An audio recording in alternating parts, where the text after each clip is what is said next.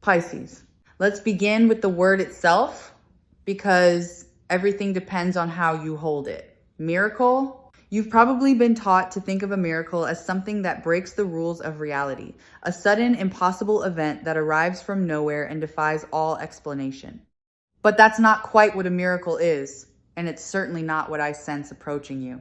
A miracle, in the truest sense, is the arrival of something you had quietly stopped believing was possible for you specifically. It doesn't have to break the laws of the world.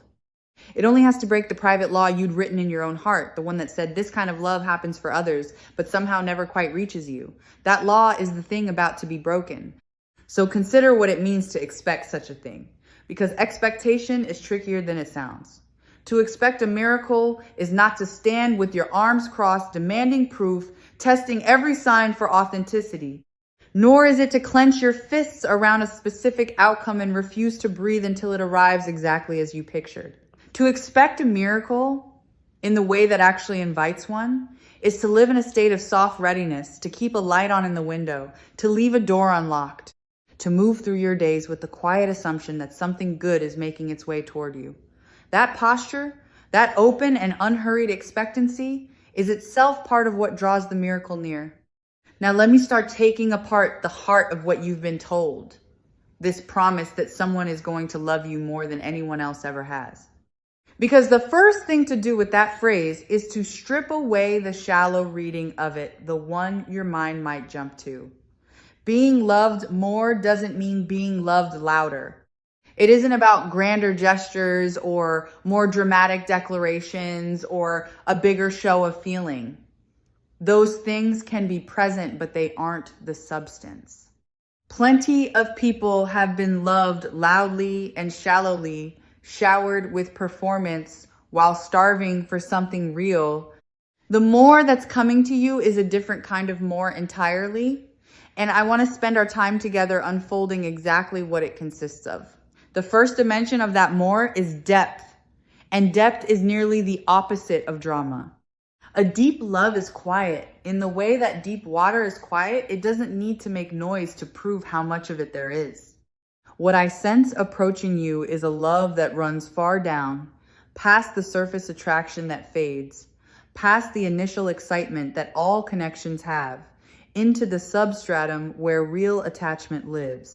This is the kind of love that doesn't evaporate when the novelty wears off, because it was never built on novelty in the first place. It was built on something sturdier, and sturdy things don't drain away. You're going to be loved at a depth that previous loves never reached, and depth is the first meaning of more. Notice how the words and the actions line up, because that alignment is one of the surest marks of the real thing. So much confusion in love grows in the gap between what someone says and what they do. Sweet words unbacked by behavior, promises that quietly dissolve, a warmth in speech that never shows up in reality. This person will be different. What they say and what they do will match, so that you're never left trying to work out which one to believe. The piece of that consistency is hard to overstate. You'll be able to simply trust what you're told because it will be confirmed again and again by what's actually done.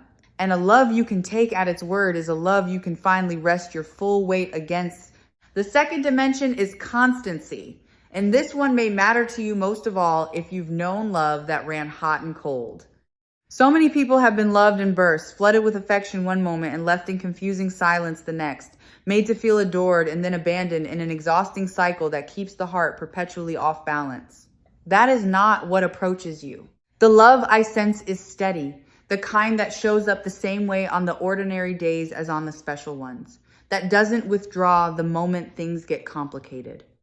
To be loved more, in this sense, is to be loved consistently, to finally be able to relax because you're not bracing for the affection to be suddenly yanked away.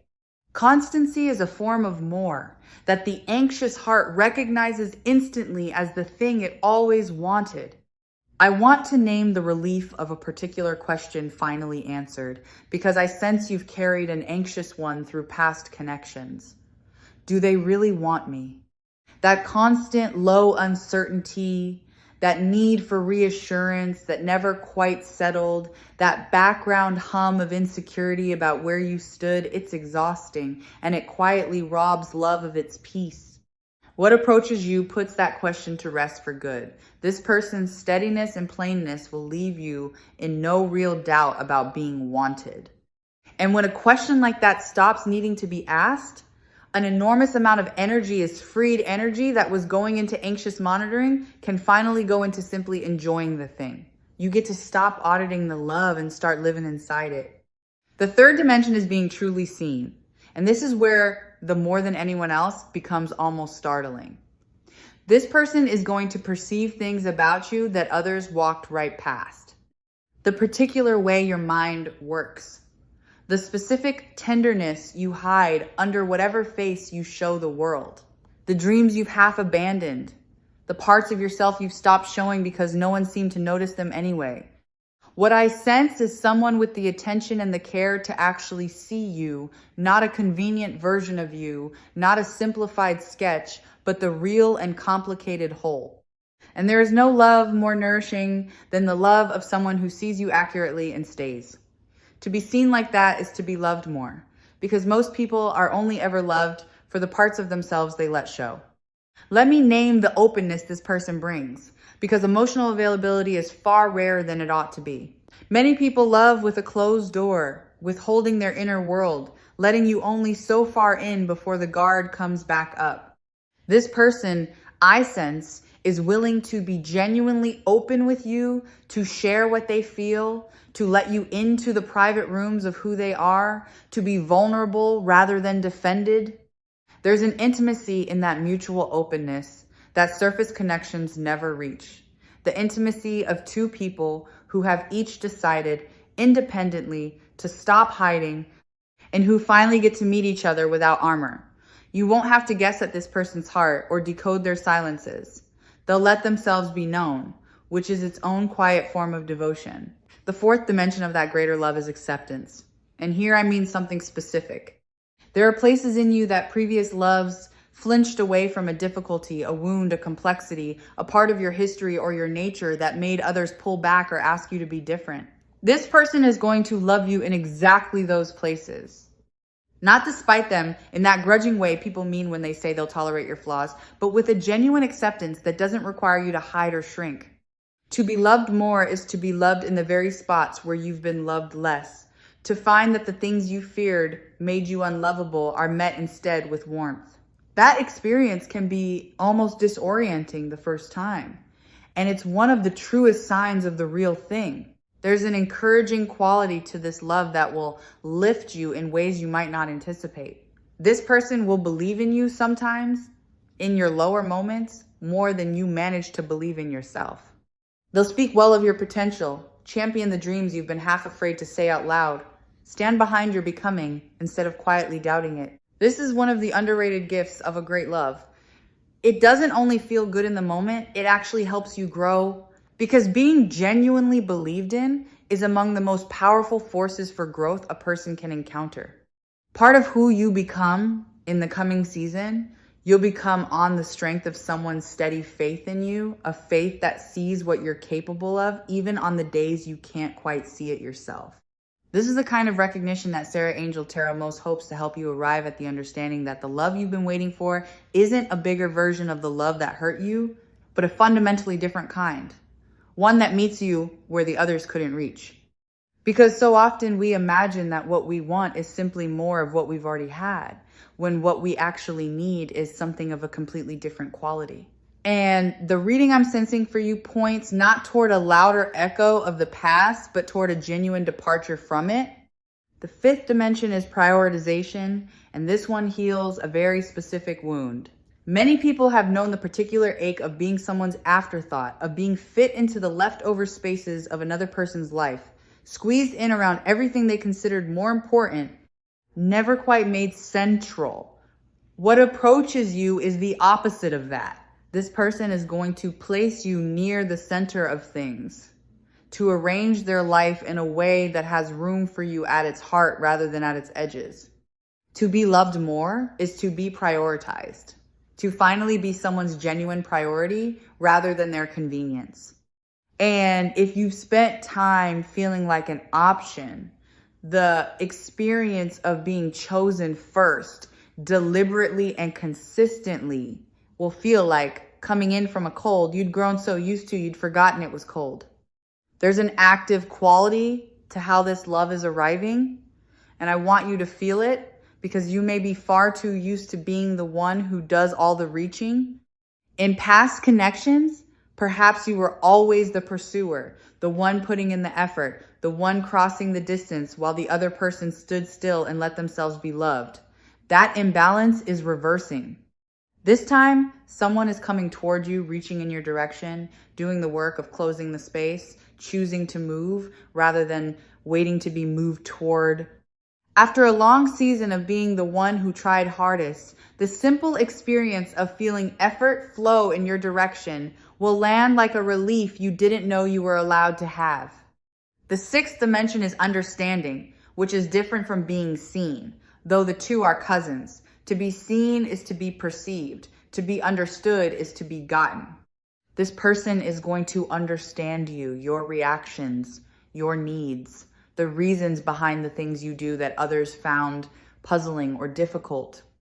There's a particular relief in being with someone who doesn't constantly misread you, who doesn't take your quiet as coldness or your intensity as too much, who grasps the logic of your inner world, even when it wouldn't make sense to a stranger. To be loved more is to be loved by someone who understands you, because understanding removes the exhausting labor of constantly explaining and defending yourself. You'll get to simply be known, which is one of the deepest forms of rest. If you've ever been someone's secret, this next dimension will reach a very specific wound. Some people keep their affection for you concealed, unwilling to claim you openly, treating the connection as something to be tucked out of sight rather than shown. What approaches you is the opposite of hidden. This person will be glad to be associated with you, unafraid to have you at their side, happy to let the world see plainly what you've come to mean to them. There is a particular healing in being openly claimed after a time of being quietly hidden, the feeling of stepping out of the shadows and into a warm and unashamed light, where you are not a secret to be managed, but a presence to be proud of. The seventh dimension is safety, and I want to dwell here because it may be the one you need most. Some loves cost you your peace. They keep you anxious, walking on eggshells, uncertain of where you stand, paying for the affection with a constant low hum of dread. That is a kind of love, but it is a taxing one, and it is not what's coming to you. The love I sense carries safety in it, the sense that you can relax fully, that you won't be punished for honesty, that you can bring your whole unguarded self without fear of it being used against you. To be loved more is to be loved safely, to finally exhale in the presence of another person. And if you've only known love that kept you tense, the experience of love that lets you rest will feel like a miracle in the plainest sense of the word.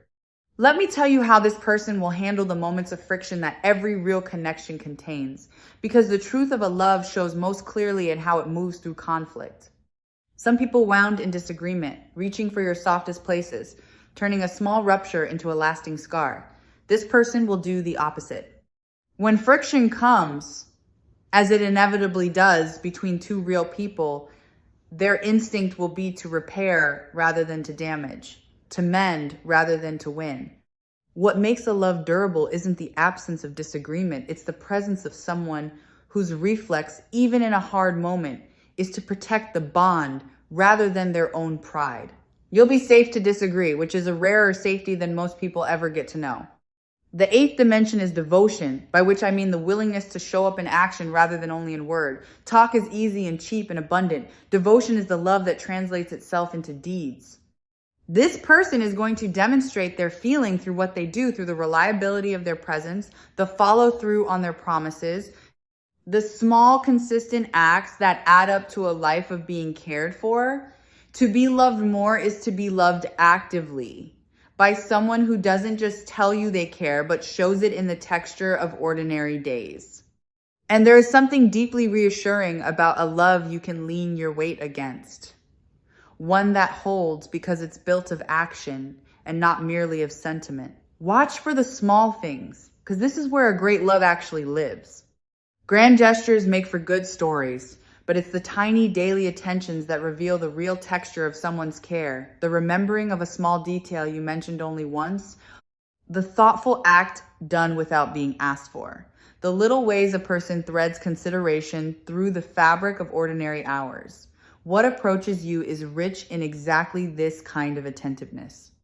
And you may find that it's these quiet, unremarkable acts of thoughtfulness gathered up over time that make you feel most deeply cherished, even more than the occasional sweeping gesture, because they prove that you're being thought of, not just in the big moments, but in the countless small ones too. The ninth dimension is delight, and this one is pure sweetness. There's a difference between being tolerated and being enjoyed, between someone putting up with you and someone actually taking pleasure in your company. What I sense approaching is a love that delights in you, that finds you a joy to be around, that lights up at your presence, that considers time with you a gift rather than an obligation. To be loved more is to be a source of happiness to someone, to watch their face brighten when you walk into a room. If you've ever felt like a burden, like something others endured rather than relished, this dimension will land especially deep. You're going to be enjoyed, delighted in, treasured for the simple fact of being yourself. There's a dimension of loyalty in what approaches you that deserves its own light, especially if you've ever known the particular ache of a divided heart. Some people love you while keeping one eye elsewhere, hedging, never quite committing their whole attention to you. What I sense is single-hearted, a love that points fully in your direction, without a wandering gaze, without you having to compete for a place you should never have had to compete for. There is a deep and specific peace in that kind of undivided focus. The peace of no longer wondering whether you're truly the one or merely one of several. You are the one, wholly and without rival, and you'll feel the difference the way you feel solid ground after a long stretch on shifting sand. Now let me turn the deconstruction in a direction you might not expect, because the miracle isn't only about what this person will do. It's also about what's happening in you. Part of what makes this love possible is that your own capacity to receive it has been expanding. It's a strange truth that many people can't actually take in the love that's offered to them. They deflect it, distrust it, sabotage it, because some old part of them doesn't believe they deserve it. And so love that arrives finds no place to land. But I sense that in you, the ground is being prepared. You're becoming more able to believe in your own lovability, which means that when this love comes, you'll be able to actually receive it rather than push it away. The miracle is partly the love arriving and partly you being finally ready to hold it. Let me address the loves that fell short before, because I don't want you to carry their failure as your fault. If previous connections didn't rise to this level, it wasn't because you were unworthy of more. Often it was simply that those people lacked the capacity to love at the depth you needed. They were at a different stage, carrying their own limitations, unable to give what wasn't yet in them to give. Their inability to love you fully was a fact about them, not a verdict about you. This is worth sitting with, because so many people conclude from a series of disappointments that they must be the problem, when really they were just offering a depth of heart to people who couldn't match it. The match, not the merit, was what was missing. And the match is what's coming. There's a reason this person is capable of loving you at this level, and it has to do with what they've lived through. Depth of love usually comes from depth of experience. People become able to love greatly after they've suffered, lost, grown, and learned what actually matters. The person approaching you has, I sense, been shaped by their own journey into someone with the capacity for real devotion. They didn't arrive at this readiness by accident. They earned it, the way we all earn our depths, through living.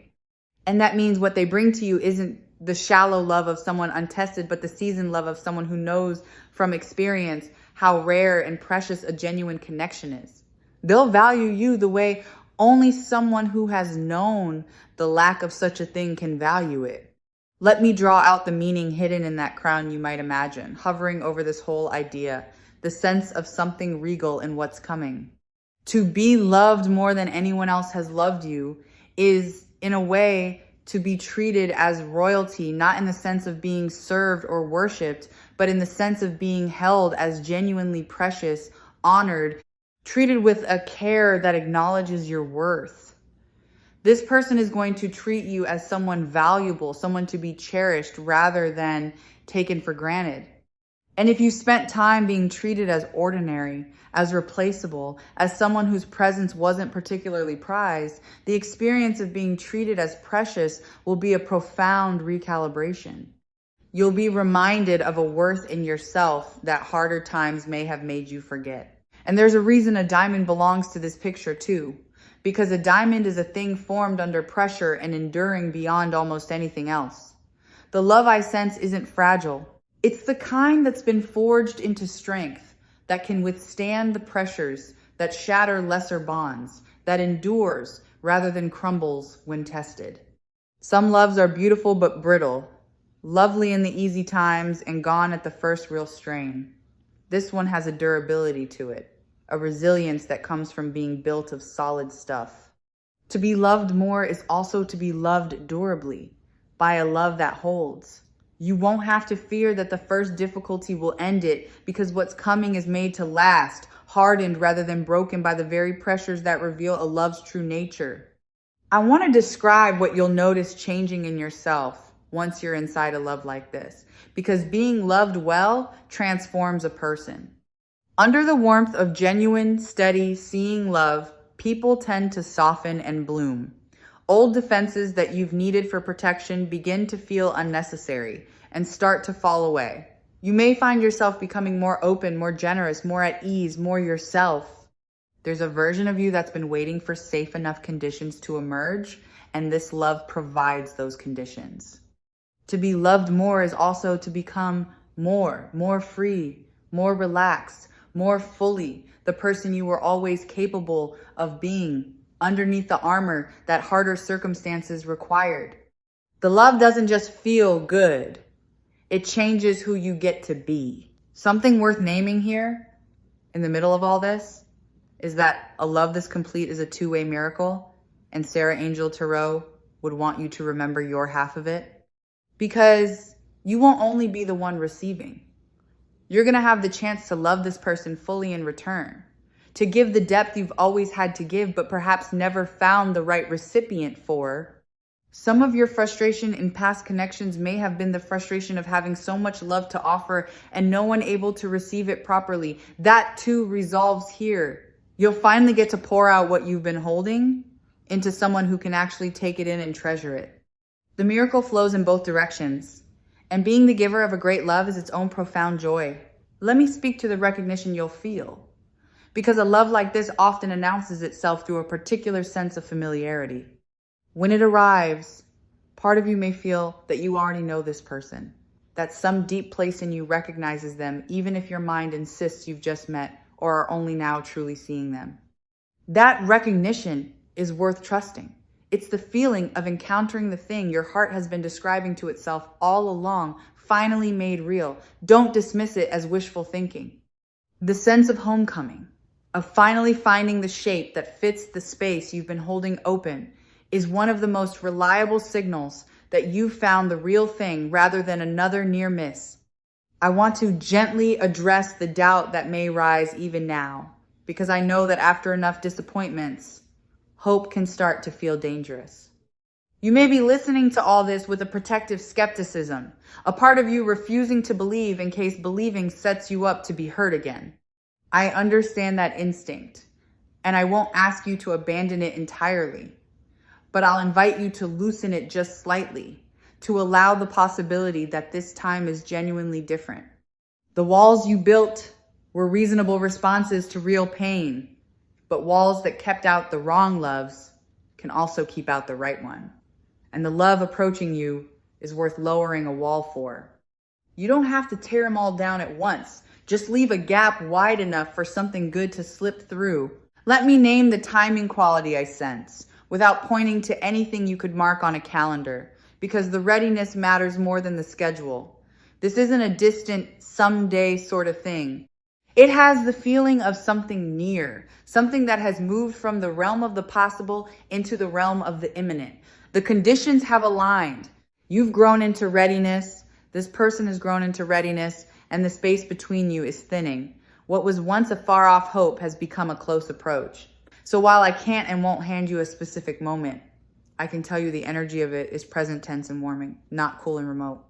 It's the feeling of something almost here rather than something you can only long for from a distance.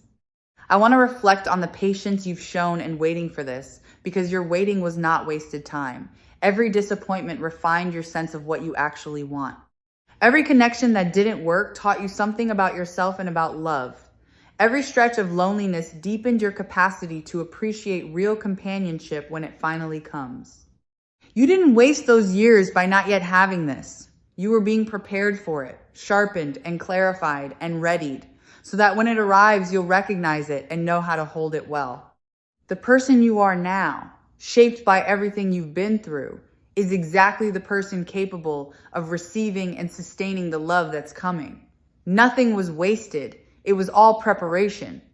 There's a specific fear I sense in you that I want to dissolve. The fear that you might somehow miss it, that the miracle could come and you'd fail to recognize it or mishandle it and let it slip away. Let me set that fear to rest. A love this aligned isn't so fragile that a single misstep destroys it, and you're not so oblivious that you'll fail to notice something this significant. Trust that when it comes, you'll know, and trust that it has enough substance to survive your nervousness, your imperfections, the clumsy first moments that every real beginning contains. You don't have to be flawless to receive this. You just have to be open. The miracle can handle your humanity. It was made for a real person, not a perfect one. And you are exactly the real person it's meant for. Let me describe the ease that will characterize this connection once it settles, because ease is one of its signatures. So much of what you may have known as love involved effort of the wrong kind. The effort of trying to be enough, of managing someone's moods, of working to earn affection that should have been freely given. This love asks a different kind of effort, the good kind. The effort of showing up and being present, but not the exhausting effort of trying to be someone you're not in order to be loved. With this person, you'll find that being yourself is enough, that the connection flows more naturally than you're used to, that you don't have to force or perform or strain. That naturalness, that sense of a thing working the way it's supposed to, is how you'll know you've arrived somewhere real. There's a warmth of simple presence I want to mention too, because so much of love is never spoken at all. It lives in the quiet of a shared space, the ease of a companionable silence, the settledness of knowing there's a person nearby whose nearness feels like home. What approaches you carries that grounded kind of warmth, the sort that makes a room feel safer just for their being in it, that turns ordinary time into something restful simply by being shared. After any stretch of feeling alone, even while in company, or of company that never quite let you exhale, the experience of a presence that genuinely soothes you will be among the sweetest parts of all of this. You'll notice that you feel more at home in your own life when this person is near, not because they complete you, but because their steady company makes the whole of your existence feel a little warmer and a little more held. I want to speak to how this love will hold your past, because I sense you may worry about the weight of your history. This person isn't looking for a version of you that arrives unmarked and uncomplicated. They want the whole of you, including the parts shaped by what hurt you, including the lessons written in your scars. Your history isn't a liability to be hidden from them. It's part of the story of how you became someone worth loving this deeply. And rather than holding your past against you, this person will honor it as the road that led you to them. You won't have to pretend to be untouched by life. You'll get to be fully yourself, history and all, and find that the whole of you is exactly what's wanted.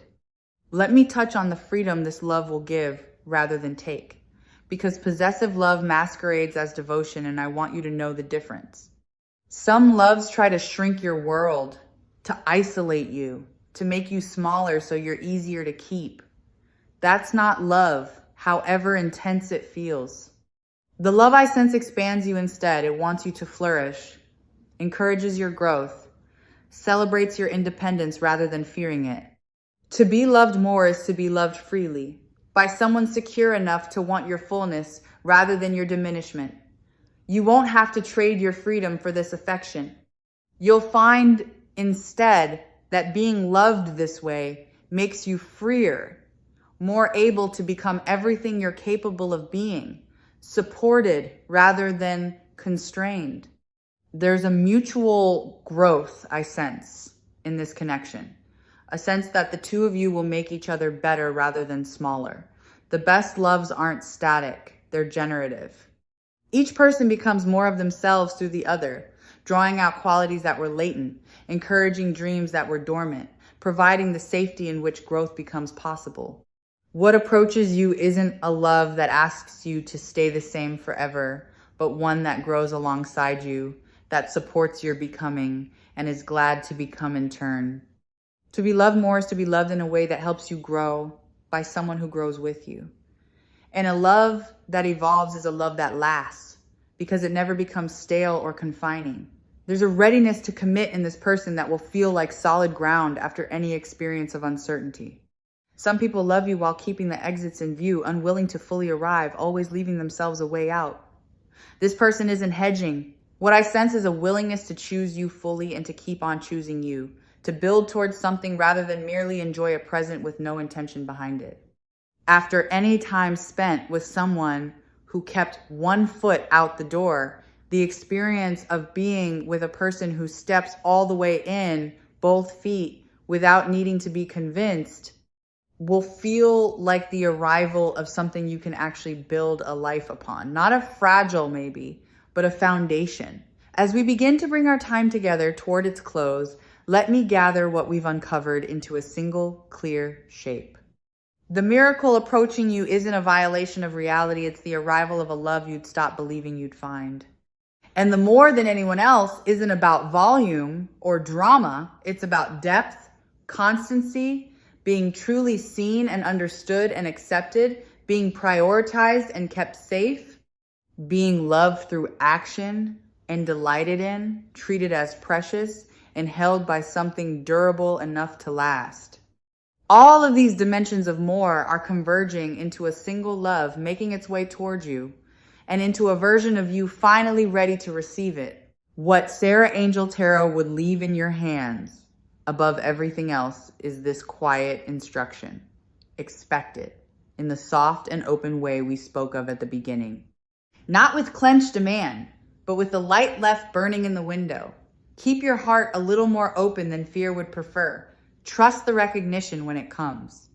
Let yourself believe, even against the evidence of past disappointments, that this kind of love is genuinely meant for you and genuinely on its way. Your expectancy is not naive. It's the very thing that keeps the door open for the miracle to walk through. And so I'll leave you gently now. The way you'd place a crown you've been keeping safe onto the head of someone who forgot it was theirs all along. You have spent enough of your life being loved less than you deserved, offering more than you received, wondering whether the real thing would ever find you. That season is ending. What approaches is a love that will finally match the size of your own heart. A person who will treasure you the way you've always quietly hoped to be treasured. A connection precious and enduring and true. Expect the miracle. Keep the light on. It's coming towards you and it's yours and it was always meant to be.